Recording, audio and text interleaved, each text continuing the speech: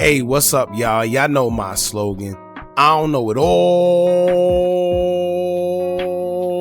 but I know what I've been through.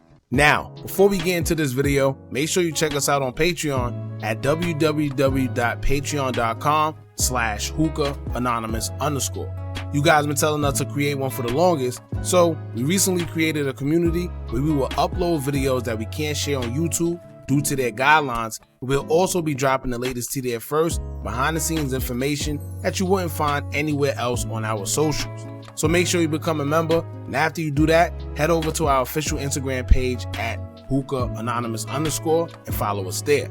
Now without further ado, let's get into what you guys came here to see.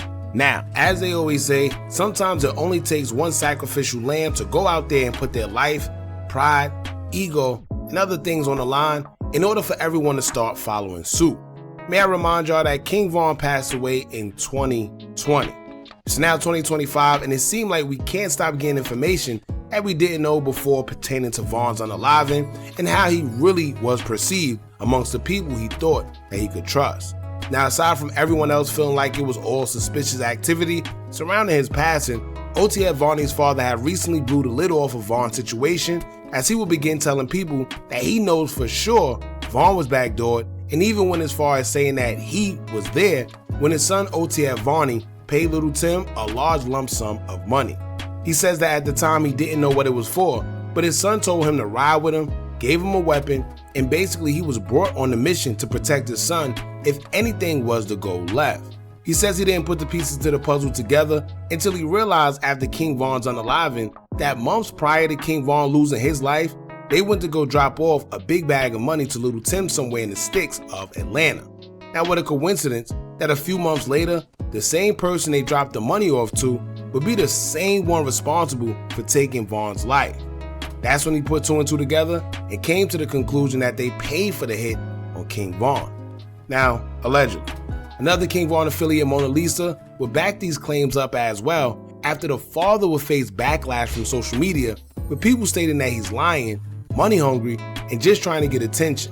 Mona Lisa would take to her IG story to say, quote, "Unk don't owe ish to nobody.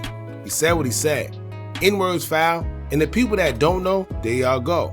The story Ben was presented to her." So it's one thing to think that he's lying, but when you have someone affiliated with Von's family backing up his claims, then what does that tell you? On top of that, it seems like everyone has been focusing on the wrong thing. He told us that money was paid to get King Von taken out. No matter how you feel about him or what you think about him, if he has receipts and explained things in detail with the family backing up what he says, then what's the problem? Not to mention, we got bigger fish to fry if this is all true and it comes out. Now with all that being said, recently DJ U will come out and speak on OBlock pertaining to King Von, because as y'all know, it was recently Von's birthday on August 9th, and according to some guys, they feel people who didn't even know Von was acting like they were all cool for clout. Or could it be they know what transpired with Von and how people knows what happened, but they're not saying anything? Well, amongst those people were 600 member 600 Trigger. He would take to his IG story to say, quote, "OBlock, on D thing, long live Von. At the same time, would y'all stop chasing it off his name? He ain't even F with y'all when he was alive. Just y'all saying y'all F with bro ain't gonna make nobody F with you more. Get your own motion." Well, that's pretty much self-explanatory.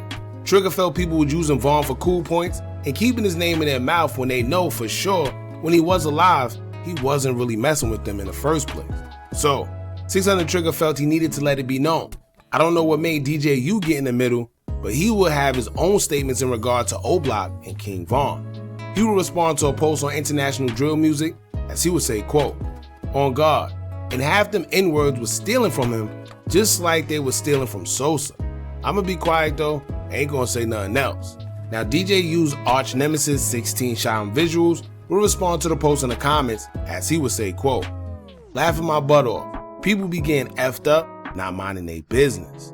And he has a point, because I don't know if maybe DJ U wanted some attention, but none of that had anything to do with him at all. Yes, he was Von's DJ, but one thing don't have to do with another. Keep in mind, it's little things like this that can start a whole wide beef offline. And it's strange because last time I checked, DJU was interviewing all of them. DJU seemed like he was cool with all of them, but saying things like this, how you think that's gonna make them feel? How you think that's supposed to make them respond? How you think E-Dog's supposed to feel? Gleesh, Shoebox, Ikee Munna. I'm just trying to name all the people we know he interviewed because I'm sure they're not feeling him accusing them of stealing or whatever, whether it's true or not. Now, is it DJU's place to speak on that? No. But he was around, he was Von's DJ, so I'm sure he knows a little more. Keep in mind, we've seen guys wearing Von jackets, sneakers, and other clothes after his passing. So yeah, I'm sure people were stealing from him, and even after he passed, the family let it be known that his other sister, Kayla B, was also accused of stealing from him as well. We already know about the hard drives, but she was also accused of trying to take $75,000 or something to that nature. But anyway, OBlock member Ikee Munna will respond to all the recent backlash that OBlock has been getting, and it's safe to say he isn't a fan of it at all. In a since deleted post, he would take to his IG story to say, quote, "You bloggers and clown ad N-words, not going to get it until the MF puts you in your place. Stop speaking on OBlock. We don't think about y'all." Now, I'm not sure if this was in reference to just DJU or if he was including 600 Trigger's statement about OBlock as well. I would assume it's about both and anybody that had something to say, but he didn't specify. Now this is for y'all that really think just because y'all may have seen certain guys around Von that he messed with the whole OBlock or whatever, but no. Mona Lisa even made it clear in her interview with FYB J-Mane that Von wasn't even as close to Durk as people may think. She let it be known that Von and Durk didn't become close until the jail bid he did from 2014 to 2018, and even then, they only started speaking towards the end of the sentence when he was already on his way home. She described that prior to Von getting locked up, him and Durk didn't have a relationship, and in fact, she says their first time speaking was when Von was locked up. I feel like, honestly, I'm gonna say, you send a person to go get some get back for a person, I can't say you barely know because you gained a bond with him, but when did you start gaining this bond with him? Because from my knowledge, when we was doing that bid with him from 2014 to 2018, y'all came at the ass end. I'm in the courtroom trying to see who this is behind me. It's D-Thing. They, "Sir, can you take your hoodie off?" He had on the Canada Goose. You know Canada Gooses, they hoods go down this way, so we don't know who that is. It's D-Thing. Durk brother. Exactly. So I'm dang. But Von already on the phone telling me like, "Yeah, man, I'm finna rap when I get out of jail." Well, boy, your ass ain't finna be no rapper. Watch, I'm finna blow up as soon as I get out. So Von was already telling you this? He was already telling me this. So he was in cahoots with them. But he didn't gain a bond with them, so he was locked up for real. So yeah, because technically Von ain't really know Durk until he got locked up, right? Let's start there, right? Like, let's just break all that shit. Yes. Like, let's be. Now, I'm behind, and I ain't trying to throw no dirt, Yeah, no salt, no nothing on nobody. When you from the rack, I feel like you know that though already. Yeah, for sure.